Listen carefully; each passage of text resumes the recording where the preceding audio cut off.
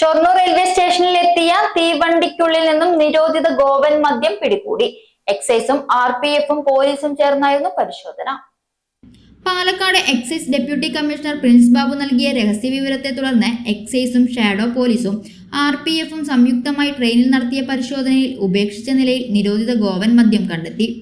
Plastic കവറുകളിൽ കെട്ടിസൂക്ഷിച്ച നിലയിലാണ് 29 കുപ്പികളിലായി 23 litre നിരോധിത മദ്യം കണ്ടെത്തിയത്. ഷൊർണൂർ റെയിൽവേ സ്റ്റേഷനിലെത്തിയ ജാംനഗർ തിരുനെൽവേലി എക്സ്പ്രസിൽ നടത്തിയ പരിശോധനയിലാണ് നിരോധിത മദ്യം കണ്ടെത്തിയത്. പരിശോധനയുണ്ടെന്നറിഞ്ഞ പ്രതി മദ്യം ഉപേക്ഷിച്ച് കടന്നുകളഞ്ഞതാവാമെന്നും പ്രതിക്കായുള്ള അന്വേഷണം ഊർജിതമാക്കുമെന്നും അന്വേഷണ സംഘം അറിയിച്ചു. Pattambi excise inspector Vinu, assistant inspector Shanmughan, Thrithala inspector Manoj Kumar, assistant inspector Sinchu, squad ഇൻസ്പെക്ടർമാരായ Santhosh Kumar, assistant inspector Manikandan, Ottapalam inspector Murukadas, assistant inspector Anu, Shoranur RPF SI Balasubramanian എന്നിവരാണ് ഗോവൻ നിരോധിത മദ്യം കണ്ടെത്തിയ സംഘത്തിനുണ്ടായിരുന്നത്.